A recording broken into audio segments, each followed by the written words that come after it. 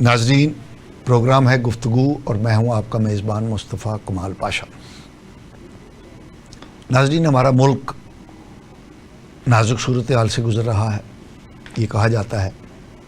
और वैसे पाकिस्तान की 77 साल तारीख़ में शायद ही कोई लम्हा ऐसा गुज़रा हो कि जब वो नाजुक लम्हात में से ना गुज़र रहा हो। बहरहाल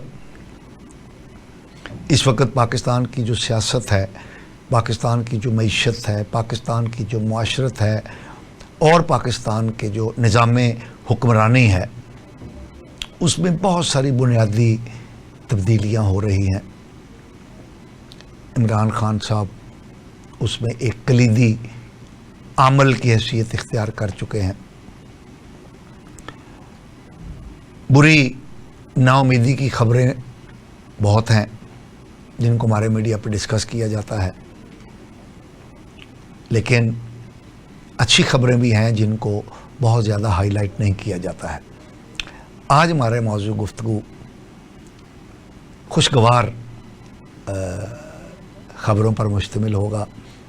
आज की सबसे बड़ी खुशगवार ख़बर ये है कि हमारे एक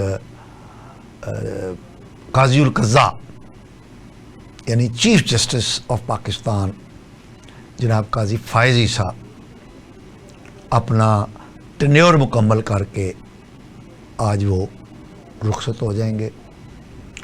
काज़ी फ़ाइज़ ईसा के बारे में ये बताना ज़रूरी है कि वो एक अच्छे और नामवर ख़ानदान से ताल्लुक़ रखते हैं।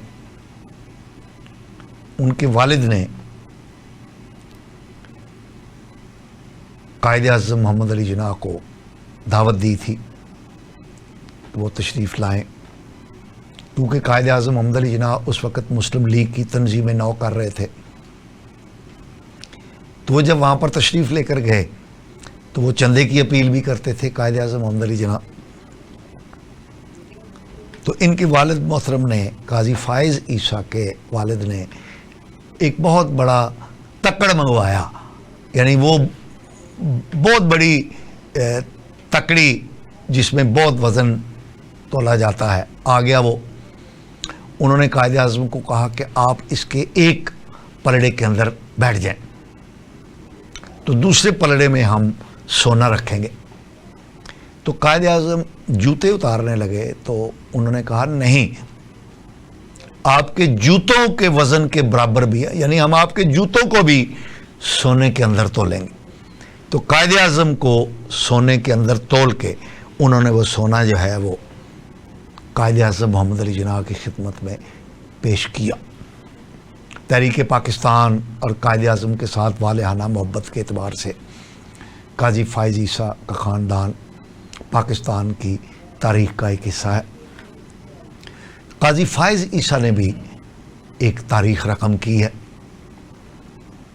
हमारे बहुत मशहूर पॉपुलर लीडर इमरान खान ने, वैसे तो ये है कि इमरान खान साहब के दौरे हुकूमत में हर काबिल ज़िक्र आदमी को जो उनका बैत याफ्ता नहीं था उसको ज़लील व रुसवा करने की रस्म चली थी। और इमरान खान साहब का जो 44 माही दौरे हुकूमत है वो पाकिस्तान की हुक्मरानी की तारीख़ में अजदाद से भरा पड़ा है, मनफी ख़बरों से भरा पड़ा है। उसमें एक ख़बर ये भी थी कि उन्होंने काज़ी फ़ाइज़ ईसा को मंजर से हटाने की कोशिश की, उनके ख़िलाफ़ रेफरेंस दायर हुआ। और आम तौर पे जिन जजों के ख़िलाफ़ रेफरेंस दायर होता है वो चुप करके इस्तीफ़ा देते हैं और वो मंजर से हट जाते हैं, और इस तरह उनका जो रिटायरमेंट की मुराआत है उनको मिल जाती हैं। लेकिन काज़ी फ़ाइज़ ईसा ने उस रेफरेंस का सामना करने का फ़ैसला किया। फिर उनकी जो ज़ौजा मोहतरमा है उनको भी FBR के मुकदमात के अंदर फंसा दिया गया। लेकिन काज़ी फ़ाइज़ ईसा तारीख़ में सुरखरू हुए और वो रेफरेंस से बाइज़्ज़त तौर पर बरी हो गए। फिर इमरान खान साहब और उनके हमनवाओं ने एड़ी चोटी का ज़ोर लगाया कि काज़ी फ़ाइज़ ईसा जो हैं वो चीफ़ जस्टिस ना बन सकें, लेकिन कुदरत کا کمال دیکھیے کہ وہ چیف جسٹس بن گئے اور انہوں نے اپنے دورے قضاء کے اندر بہت سارے اچھے فیصلے کیے، بہت ساری اچھی مثالیں قائم کی، اور وہ ایسی ہی مثالیں قائم کرتے ہوئے آج رخصت ہو رہے ہیں۔ ان کے اعزاز میں فل کورٹ ریفرنس بھی ہو چکا ہے، ان کے اعزاز میں آج دورانہ بھی دیا جا رہا ہے، تو وہ عزت اور تکریم سے آج رخصت ہو جائیں گے۔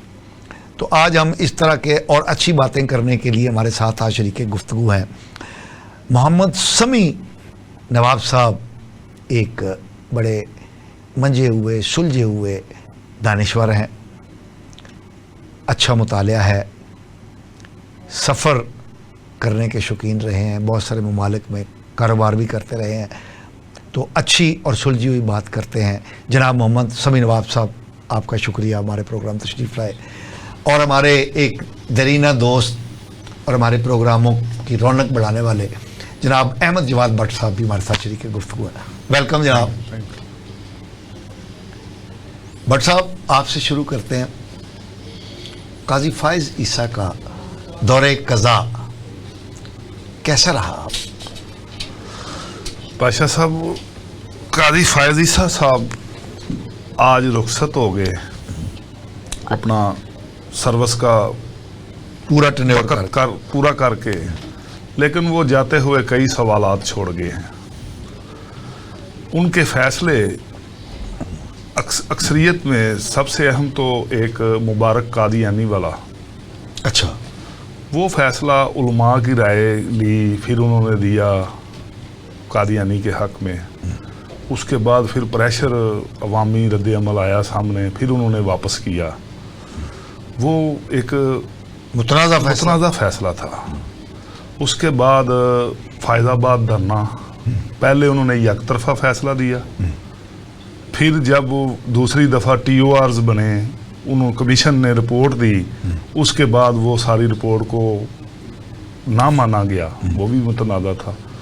تحریک انصاف کا بھی الزام ہے، تو انہوں نے فیصلے جو دیے ہیں وہ اچھا خیر بٹ صاحب، تحریک انصاف کو تو رہنے دیں، چھوڑ دیں، کیونکہ تحریک انصاف تو مطلب میں نہ مانوں ان کا تو چھوڑ دینا، ان کی تو میں تو نہیں سمجھتا کہ ان کی بات کی کوئی اہمیت ہے، کیونکہ انہوں نے، آپ نے اگر کہا کہ سورج نکلا ہوا ہے تو انہوں نے کہا نہیں یار سورج کہاں ہے، یہ تو اندھیرا ہے، اور آپ نے اگر کہا کہ اندھیرا ہے تو انہوں نے کہا دیکھو سورج چمک رہا ہے۔ ان کا تو یہ روٹین ہے۔ کوئی عدلیہ میں کسی جج پہ کوئی بول دینا تو ہم نہیں اعتماد، ہمیں کسی بھی جج پہ، تو وہ جج قانون کا پابند ہے تو اس کو ٹرانسفر کر دے۔ لیکن قاضی صاحب انہوں نے بار بار ان کو بولا تو ہم نہیں آپ سے فیصلہ کروانا چاہیے، لیکن وہ فیصلے میں بینچز میں ہر جگہ پہ موجود رہے ہیں۔ نہیں بٹ صاحب، یہ مجھے ایک تاریخ میں یہ کہاں کی بات ہے، جسٹس منیر کے آگے ان کا نام لکھا جائے گا۔ قاضی صاحب کو اچھا اپنا وقت گزار کے نہیں گیا ہے، اور سب سے بڑی بار وہ عدلیہ کی تقسیم جو ان کی اپنی ساتھی تھے، وہ آج تک نہیں، وہ عدلیہ کی تقسیم تو انہوں نے نہیں کی، وہ تقسیم تو ان کو منقسم سپریم کورٹ ملی تھی، سر وہ عدلیہ کو تقسیم کیا تھا عمران خان صاحب نے، اور عمران خان صاحب کے حمایتی ہواری ججوں نے، سر وہ تقسیم تو اب بھی موجود ہے۔ سر وہ ختم تو نہیں نہ کر سکے، ابھی تک بھی ختم نہیں ہوئی۔ نہیں، ان کا کام یہ ختم کرنا تو نہیں تھا، ان کا کام تو آئین اور قانون کے مطابق فیصلے کرنا تھا۔ سر وہ بھی نہیں کر کے گئے ہیں، آپ ان کے فیصلے اب ابھی آج ان کو آج جا رہے ہیں، کئی دہائیوں ان کے لکھا جانا ہے، بولا جانا ہے، لیکن وہ اپنا اچھا وقت نہیں گزار کے گئے۔ جی سمیع نواب صاحب۔ جی پاشا صاحب، یہ جو اوورسیز پاکستانیز کے بارے میں ایسا نہیں، ابھی ہم ادھر بعد میں جی جی جی یہ قاضی فائز عیسیٰ صاحب کا جو دور ہے، جی آج وہ ریٹائر ہو گئے ہیں، جی، اور میں یہ سمجھتا ہوں کہ وہ باعزت طور پہ اپنا رول ادا کر کے، اور ظاہر ہے 100% تو کسی ایک کو بھی حمایت نہیں کی جا سکتی، جیسے بٹ صاحب نے جن پوائنٹس کی طرف نشاندہی کی ہے وہ ٹھیک ہے۔ آپ کے یہ جو بھی ہمارے پاکستان کے ایشوز ہیں، پولیٹیکل ہیں، جوڈیشری کے ہیں، سوشل لائف کے ہیں، یہ ہمارا جو جوڈیشل سسٹم ہے اسی کو ڈیل کرنا ہے، इन्हीं ने ही डील करना है, सियासत को एक लाइन पे लेके आना है, हमारी पूरी सोसाइटी को एक डायरेक्शन देनी है और थ्रू जुडिशरी होना है। तो इन्होंने जो अपने उनकी नॉलेज थी, जो उनकी कैपेबिलिटी थी, वो मेरा ख्याल है उन्होंने अपने हिसाब से उसको बड़ा अच्छी तरह उसको डिलीवर किया है। डिलीवर किया है। और जो भी यहाँ पे चेंजेस आई, जो भी कुछ हुआ, ये बड़ी पॉजिटिव मेरा ख्याल है हुआ है। डिस्कॉर्ड तो होते हैं, हर जगह पे होते हैं, डिससेटिस्फैक्शन रहती है हर डिपार्टमेंट्स के दौरान। हर इंसान एक दूसरे से तो खुश नहीं हो सकता, लेकिन कोई स्टेप्स ऐसे लेने होते हैं जो कि किसी दूसरे को पसंद आए ना आए, लेकिन चूँकि एक बंदा सीट पे बैठा है, उनका तो काम एक डिसीजन लेना है। तो वो अपनी दानिश नॉलेज, अपनी दानिश के मुताबिक वो तो अच्छा चाहते हैं। तो मेरे ख्याल में उन्होंने, उनका जो पीरियड था तो बड़ा टमल्टस, लेकिन खुशस्लूबी से ख़त्म हुआ है। अल्लाह करे अब जो आइंदा है वो इसको अच्छी तरह लेके चलाए। बट साहब, आपने जिन केसेस का हवाला दिया सर, उनमें कोई शक नहीं कि एक डाइसेंट पाया जाता है, सर, इख्तलाफ राय पाया जाता है, सर, लेकिन आप ये तो नहीं कह सकते ना कि उन्होंने किसी एक फरीक को फ़ायदा देने के लिए दानिस्ता तौर पे कानून और आइन को मोड़ा तोड़ा, ऐसा तो नहीं है। यारो मुबारक कादियानी को फ़ायदा ही दिया, उसकी ज़मानत होगी, वो बाहर फिर रहा है। और जो फैज़ाबाद धरना केस, नहीं, उसको अगर मुबारक, क्या नाम आपने लिया, मुबारक कादियानी, मुबारक कादियानी, उनकी दानिश्त में उसकी ज़मानत बनती होगी। यानी अब ऐसा तो नहीं है ना कि उन्होंने कोई पैसे लेके, रिश्वत लेके, किसी यानी दबाव में आके ऐसा फैसला किया। ये सर मेरे पास तो कोई सबूत नहीं। अल्लाह भला करे। और आप पे इल्ज़ाम लगाना, ये चूँकि एक मजहबी मामला है, अकीदे का, जो नज़र आया उलमा की राय ली गई, उलमा ने राय दी, उसको भी रद्द किया गया। फिर निगरानी में जब गए जाके, फिर अवामी प्रेशर आया, फिर इन्होंने किया। देखे जो नए चीफ जस्टिस साहब आए हैं, जस्टिस याई आफरीदी साहब, उनका कैरियर शानदार है। अच्छा, ये उस पर हम बात करते हैं अभी। नाजरीन, ये भट्ट साहब ने जिन काजी फाइज ईसा के जिन फैसलों की बात की कि जब कमीशन की रिपोर्ट आई तो उन्होंने उसको तब्दील कर दिया, तो इसको अगर बज़ाहिर हम देखें तो लगता है कि शायद उनका पहला फैसला गलत था या दूसरा जी गलत है, कोई एक तो गलत होगा। हमारी तारीख में, अदलिया की तारीख में, एक M.R. Kiani, justice M.R. Kiani एक बहुत बड़ा नाम माना जाता है। मोहम्मद रुस्तम कियानी, वो एक निडर किस्म के, बेबाक किस्म के काज़ी उल क़ज़ा थे, अदीब भी थे, राइटर भी थे, शायरी भी करते थे। और अयूब खान का दौर था,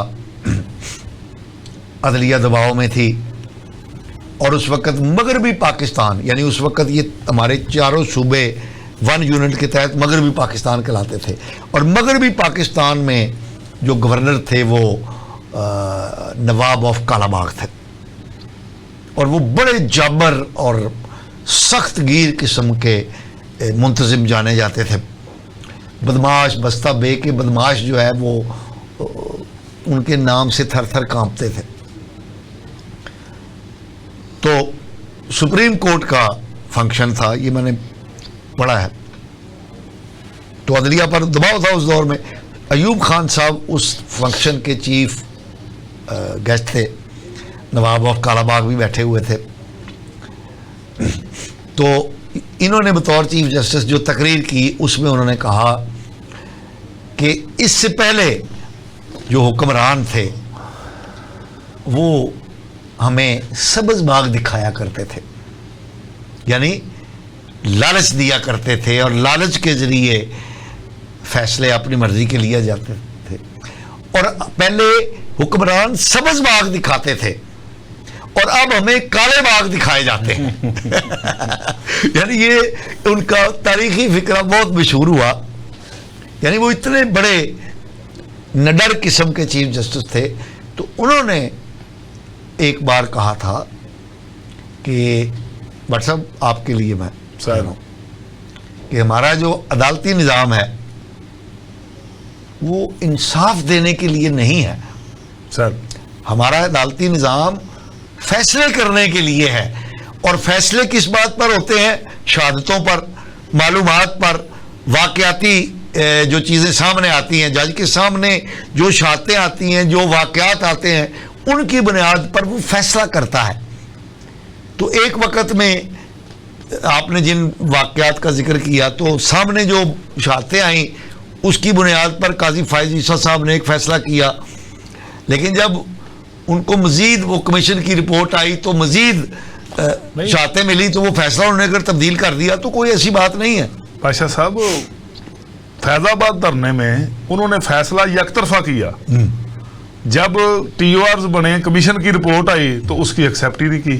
یہ فیصلہ انہوں نے کیا, پہلے یک طرفہ کیا, تو کمیشن کی رپورٹ میں جو اس میں فیلڈ کورٹ مارشل کا سامنا کرنے والے جنرل فیض حمید صاحب اور ان کے کئی ساتھیوں پہ الزام تھا, وہ انہوں نے ٹی او آرز نے کلیئر کر دی, ان کے بیان ہوئے. لیکن بٹ صاحب آپ کو یہ ہم نے تو دیکھا ہے کہ ٹیلی ویژن پہ وہ دھرنے والوں کو لفافے دیتے ہوئے کون دے رہا تھا؟ اس کے وقت کے کون دے رہا تھا؟ اس وقت کے وزیر اعظم شاہد حقان عباسی صاحب نے بیان دیا تو میرے حکم پہ یہ ہوا ہے, پھر اس کو آئین کے تحت تو وہ دے سکتے ہیں. بہرحال ہم آگے بڑھتے ہیں. اب نئے جسٹس یحییٰ افریدی صاحب نئے قاضی القضا مقرر ہو گئے ہیں, حلف اٹھا لیں گے وہ. ممکن ہے جب یہ پروگرام نشر ہو تو وہ اٹھا چکے ہوں حلف. ان کا کیریئر بڑا تابناک ہے اور وہ کے پی کے افریدی ٹرائب سے تعلق رکھتے ہیں, اور ان کی سب سے بڑی بات اچھی مجھے یہ لگی ہے کہ جو پچھلے حکمران اور قاضی القضاء تھے, انہوں نے بڑے طریقے سے ان کی سینیارٹی کو کم کیا, اور جسٹس منیب اختر صاحب اور جسٹس منصور علی شاہ صاحب کو سینئر بنایا. حالانکہ جس وقت جسٹس منیب صاحب اور جسٹس منصور علی شاہ صاحب کو سپریم کورٹ میں لایا گیا تھا, اس وقت ہائی کورٹ کے یہ چیف جسٹس تھے یحییٰ افریدی صاحب. تو ان کا حق بنتا تھا کہ ان کو پہلے لایا جاتا تو یہ سینئر ہوتے, کیونکہ اس وقت بھی یہ سینئر تھے. لیکن ہمارے جو اس وقت کے چیف جسٹس صاحب سے ثاقب ناصور صاحب ہی ان کا نام تھا نا, ثاقب نثار صاحب, ناصور نہیں جی. ویسے انہوں نے کام تو ناصور ہی کیا نا, یعنی انہوں نے جو کام کیا وہ تو ناصور بن گیا ہماری عدلیہ پر, تو اس لیے ان کو اگر ثاقب ناصور کہا جائے متنازع ہے ان کا بھی کردار. ٹھیک ہے, کی طرح تو انہوں نے اپنی مرضی سے پورا بندوبست کیا کہ ان کی مرضی کے لوگ جو ہیں وہ وقت آنے پر چیف جسٹس بنے. لیکن ایک اللہ کا بھی نظام ہے, اور آپ دیکھیں کہ اعجاز الاحسن صاحب کو چیف جسٹس بنانے کے لیے لمبی پلانیں کی گئی, وہ آؤٹ ہو گئے. منصور علی شاہ صاحب کو چیف جسٹس بنانے کی کوشش کی گئی, وہ آؤٹ ہو گئے. منیب اختر صاحب آؤٹ ہو چکے ہیں, اور جسٹس یحییٰ افریدی صاحب عدلیہ کی منظر پر چیف جسٹس کے طور پر آ گئے ہیں. تو انسانوں کی گئی منصوبہ بندی, ناصوروں کی جو منصوبہ بندی تھی وہ ختم ہو گئی, اور ایک چھن کے اعلیٰ پائے کا جو انسان ہے, جج ہے, وہ چیف جسٹس کے عہدے پر فائز ہوا. ناظرین, اس موضوع پر ہم اپنے ماہرین سے گفتگو کریں گے. ہم ایک شارٹ بریک پر جا رہے ہیں, ہمارے ساتھ رہیے گا.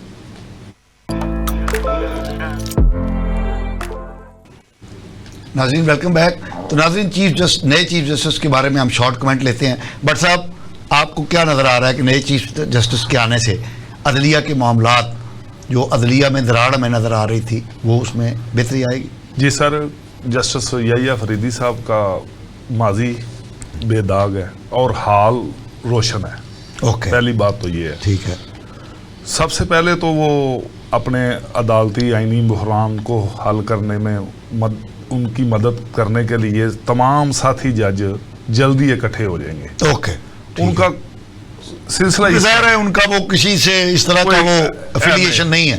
اور وہ اپنے کام سے کام رکھنے والے ہیں, کوئی سیاسی ان کا نہیں سنا, کوئی مطالعہ وغیرہ کیا, اپنا کام کیا.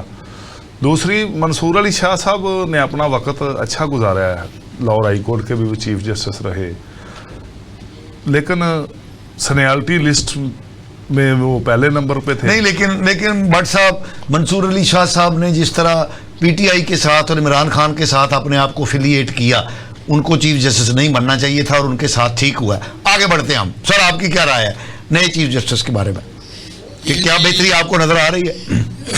میں تو صرف I can look forward okay to a better time. Okay ہمیں اب ہم اس اسٹیج پہ پہنچ چکے ہیں جی, ہماری پوری سوسائٹی کہ کوئی اچھے قدم اٹھائے جائیں, کوئی اچھے لوگ آئیں کہ چیزیں ساری اسٹریم لائن ہوں ان اے پازیٹیو وے. اوکے. سمیع صاحب, کیونکہ آپ نے پازیٹیو آؤٹ لک کی بات کی, تو موجودہ جو حکومت ہے پنجاب کی, انہوں نے ایک اچھا قدم اٹھایا ہے اوورسیز پاکستانیوں کے مسائل کو افیکٹولی اور ایفیشینٹلی حل کرنے کے لیے اوورسیز پاکستانی کمیشن جو پنجاب ہے اس کو انہوں نے فعال کرنے کا فیصلہ کیا ہے. اور اس کے لیے ایک, کیونکہ اس کمیشن کا جو چیئرمین ہے وہ چیف منسٹر خود ہوتا ہے, اور بیسیکلی وائس چیئرمین مقرر ہوتا ہے جو چیزوں کو لے کر آگے بڑھتا ہے. تو مریم نواز صاحبہ نے اس کا وائس چیئرمین مقرر کر دیا ہے اور اس کمیشن کو فعال کرنے کا فیصلہ ہوا ہے.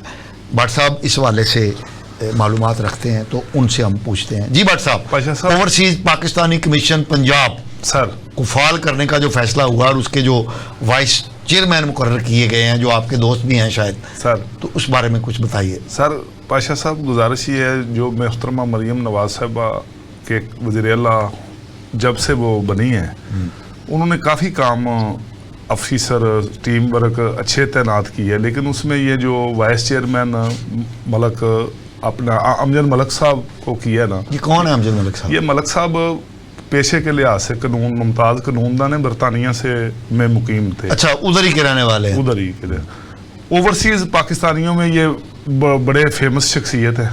اور ان کی فیملی بیک گراؤنڈ, ان کا فیملی بیک گراؤنڈ, شہرت, بے داغ ماضی, اور آپ یقین مانیں اس اوورسیز پاکستانیوں کے جائیدادوں کے جھگڑے, کسٹم کے معاملات, ایف آئی اے کے لینے دینے کے, فیملی کے, وہ ان کے مسائل حل کرنے میں اگر کوئی کردار ادا کر سکتے ہیں نا موجودہ حالات میں, اور یہ موضوع ترین شخصیت ہے.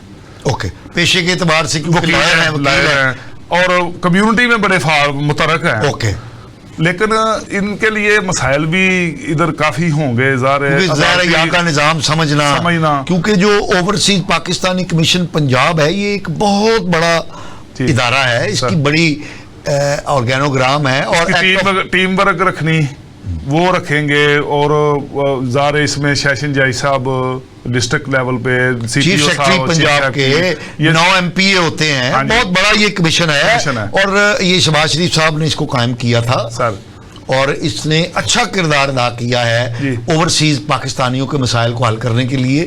اور میں سمجھتا ہوں کہ محترمہ مریم نواز صاحبہ نے بھی اس کو فعال کرنے کا فیصلہ کر کے دانشمندی کا ثبوت دیا ہے, موضوع ترین شخصیت کو نامزد کیا. ہاں, یہ تو ابھی واٹس ایپ طے ہونا باقی ہے. 1 سال تک آپ تبدیلی ضرور اس کمیشن میں دیکھیں گے, اوورسیز پاکستانیوں کے مسائل حل ہوں گے انشاءاللہ. اوکے جی, سمیع نواب صاحب, پنجاب کا جو اوورسیز پاکستانی کمیشن ہے اس کا وجود میں آنا یہ بہت اچھی خوش آئند بات ہے.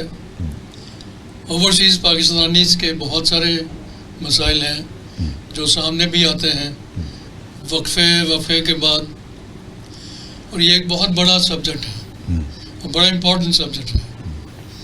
میں خود ایک اوورسیز ایکسپیکٹ بنا تھا وے بیک ان 1974. وہ جو ہمارے جو لوگ وہاں رہنے والے تھے یا جو ابھی بھی وہاں رہ رہے ہیں, ان کے بہت سارے مسائل ہیں. اور یہ جو سیکٹر ہے, یہ جو لوگ باہر جاتے ہیں, یہ پاکستان کی اکانومی کے لیے اور پاکستان کی سوسائٹی کے لیے بہت اہم کردار ادا کرتے ہیں. अभी भी इस वक्त भी देख लें, जो सबसे ज़्यादा अर्निंग है हमारी पाकिस्तान की डॉलर्स में, वो सारे ओवरसीज पाकिस्तानीज भेजते हैं, ओवरसीज एक्सपैट्रिएट 35 अरब डॉलर के करीब जी हाँ, वो भेजते हैं, एनुअली भेजते हैं। और ये बहुत बड़ा कंट्रीब्यूशन है सिंगल बहुत सेक्टर बड़ा से। single it is the largest contribution in our national exchequer foreign exchange kitty के अंदर। बिल्कुल सही।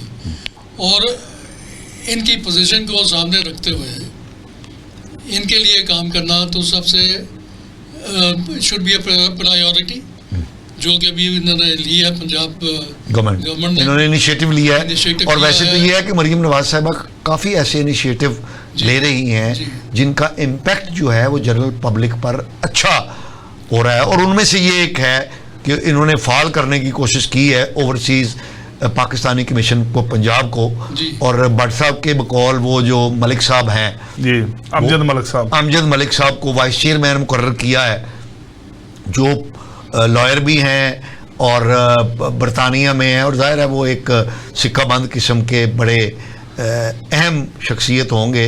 पाशा साहब 35 अरब डॉलर वो जनरेट करते हैं पाकिस्तान को, वोट का उनको हक नहीं, कौमी असम्बली में, सेनेट में, सूबाई असम्बलियों में उनको सीट्स वगैरह भी नहीं मिल रही। कोई इस तरह का भी हुकूमत को भी चाहिए उनको कुछ दें, कोई कम अज़ कम उनका ओवरसीज़ काउंटर ही बना दें एयरपोर्ट पे, तो उनकी कोई जामिया तलाशी कोई ना इस तरह से ले, तोहीन अमेज़ रवैया अख्तियार करते हैं FIR के कई मुलाजमीन। चलें भट्ट साहब, ये मलिक साहब जो हैं उनके साथ आपका ताल्लुक़ है, उन्हें बताएं कि किस तरह वो बग़ैर हुकूमत का रुपया खर्च किए, बग़ैर कोई पॉलिसी या कानून साजी किए, कैसे वो छोटे छोटे स्टेप लेकर ओवरसीज़ पाकिस्तानी को फैसिलिटेट कर सकते हैं। जैसे आपने बताया कि एयरपोर्ट्स पर अगर काउंटर बना दिए जाएं, तो काउंटर बनाने के लिए कोई बहुत ज़्यादा कानून साजी तो नहीं चाहिए, नहीं, हुक्म जारी होना है ना। जिस तरह ओवरसीज कोर्ट बन गई है लाहौर में, जैसे वो शहबाज शरीफ साहब के दौर में या नवाज शरीफ साहब के दौर में एक ग्रीन चैनल बना था, वो एक अच्छा स्टेप था। मुझे नहीं पता कि अब वो है या खत्म, ठीक है।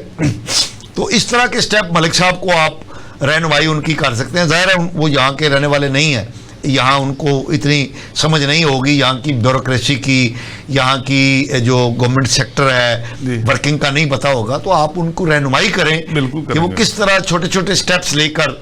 सोसाइटियों में करोड़ों रुपए ओवरसीज पाकिस्तानियों के फंसे हुए हैं, छोटी छोटी बातों पे सोसाइटी मालकान उनके प्लॉट कैंसिल करके रकम हड़प करके, और अभी तक वो मसाइल हल नहीं हो सकते। जी आशा साहब, ये तो जो मसले हैं ये लोकल मसले हैं पाकिस्तान में।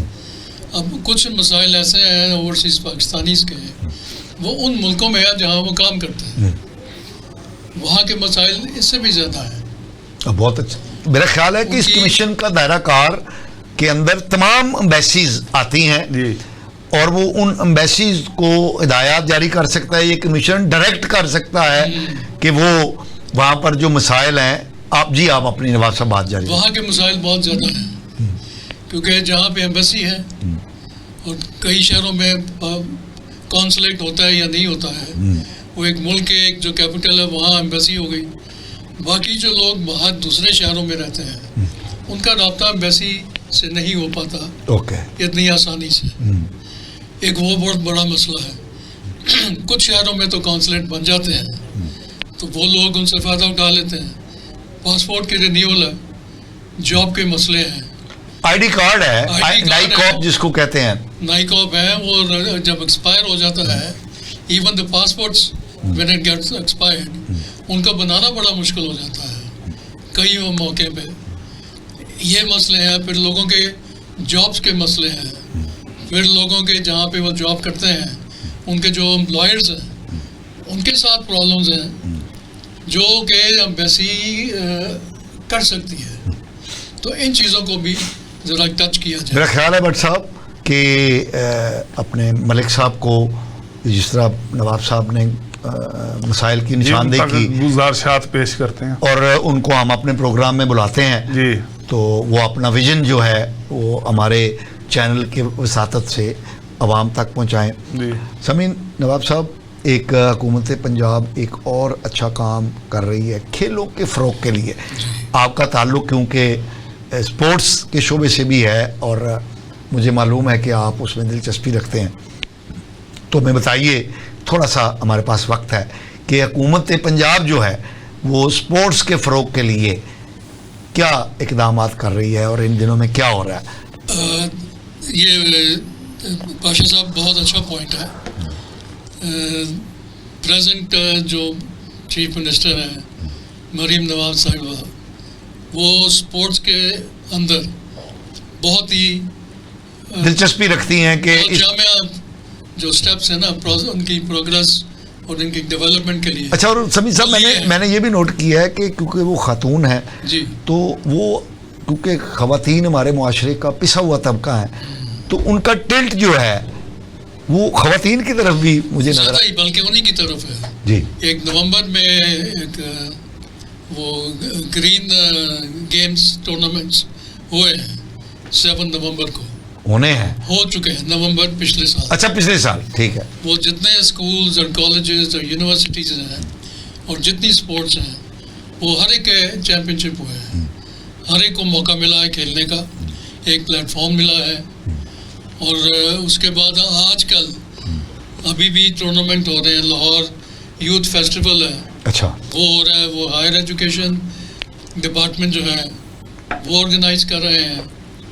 اور آج کل جو ٹورنامنٹ جس کو میں لک آفٹر کر رہا ہوں وہ Lahore college for women university, اس میں ہو رہے ہیں. کس چیز کا ٹورنامنٹ یہ ہے؟ باسکٹ بال کے ہیں. اچھا, اور اس میں پورے پنجاب سے پارٹیسپینٹس پورے ہیں؟ لاہور کے ہیں یہ, لاہور سے کالجز یونیورسٹیز کی بچیاں اوکے پارٹیسپیٹ کر رہی ہیں, ان کی ٹیمیں آگے کھیل رہی ہیں. اوکے, کل اس کا سیمی فائنل ہے, اوکے, آن منڈے یہ فائنل ہے. تو یہ ایک بڑا پازیٹیو اسٹیپ ہے. اوکے, ان کو ایک اچھا پلیٹ فارم ملے گا گرلس کو, فیمیلس کو یہ کتنے دن کا کھیلنے کا. یہ کچھ 6 دن کا ہے. اچھا, 6 دن لگاتار. آج 3را دن ہو چکا ہے. اوکے, لاہور کے تمام بچے, تمام اسکول, کالجز اور یونیورسٹیز کی بچیاں ان کی ٹیمز کھیل رہی ہیں اس میں, they are participating in that. Okay, Monday is the final day. Okay, وہ ہم دیکھیں کون سی یونیورسٹی آتی ہے. اوکے, لیکن یہ بڑا اچھا اپرچونیٹی ہے. اوکے, ہر ایک یہ چونکہ باسکٹ بال انوالو ہے اس میں, میں باسکٹ بال پلیئر رہ چکا ہوں. فیڈریشن اور لاہور ڈویژن میں کا میں آفس بیرر بھی ہوں. تو یہ بہت اچھی چیز ہے. جب تک اس طرح کے اسٹیپس نہیں ہوں گے گیم کو ڈیولپ ہونا مشکل ہو جاتا ہے. Lahore college for women university میں اتنا بڑا سیٹ اپ ہے کہ جو اس لیول کے ٹورنامنٹ کو کنڈکٹ کرانے میں ہیلپ فل ہو. لاہور کالج یونیورسٹی میں بہت بڑا سیٹ اپ ہے. اوکے, وہاں پہ کرکٹ بھی ہوتی ہے, باسکٹ بال بھی ہوتی ہے, اچھا, بیڈمنٹن بھی ہوتی ہے, اور پوری پنجاب لیول ہی نہیں پاکستان لیول اوکے تک کو وہ اکاموڈیٹ کرتے ہیں. They have the capability okay, to run it. Okay, اسی طرح یہ کنیڈ کالج میں بھی ہے. اچھا, دونوں میں ایک طرح کی فیسلٹیز موجود ہیں. اوکے, اور یہ جو اب اس وقت ہو رہا ہے یہ گرلس کے لیے بہت فائدہ مند ہے. اوکے, آج ایک صحت مند سرگرمی ہے. صحت مند سرگرمی ہے اور یہ ہونی چاہیے, کیونکہ یہ جب ہوں گی تو پھر اسٹینڈرڈ بھی بڑھے گا, بچیوں کا شوق بھی پیدا ہوتا ہے. اچھا, ویسے سمیع صاحب جس زمانے میں ہم اسکول میں پڑھتے تھے تو پلے گراؤنڈ اسکول کا لازمی حصہ ہوتا تھا اور اسپورٹس کا سیکشن بھی الگ ہوتا تھا. اسکول کی میں بات کر رہا ہوں جی, یعنی یہ تعلیم کے ساتھ نصابی سرگرمیوں کے ساتھ کھیل جو ہے بہت اسینشیل پارٹ ہے. یہ ایک لازمی حصہ تھا. اور آپ نہیں سمجھتے کہ پرائیویٹ سیکٹر کے آنے سے یہ رجحان جو ہے, یعنی مجھے نہیں لگتا کہ پرائیویٹ اسکولوں میں یا پرائیویٹ کالجوں میں اس لیول کی کھیل کی سہولیات موجود ہوں. جو آج کل کے اسکول آ رہے ہیں نا جی, ان میں تو بہت اچھی ہے. اچھا, ہاں, وہ بڑے اچھی سیلریز دیتے ہیں اسپورٹس ٹیچرس کو, اور ان کی ایکٹیویٹیز بڑی پازیٹیو ہیں. اوکے, وہ چونکہ لائم لائٹ میں نہیں آتے ہیں, اوکے, کوئی پروگرامز ہمارے میڈیا کے نہیں ہیں اوکے, کہ ان کو وہ دکھایا جائے پبلک کو, ओके कि कितनी एक्टिविटीज़ हो रही हैं, ओके ये एक कमी है।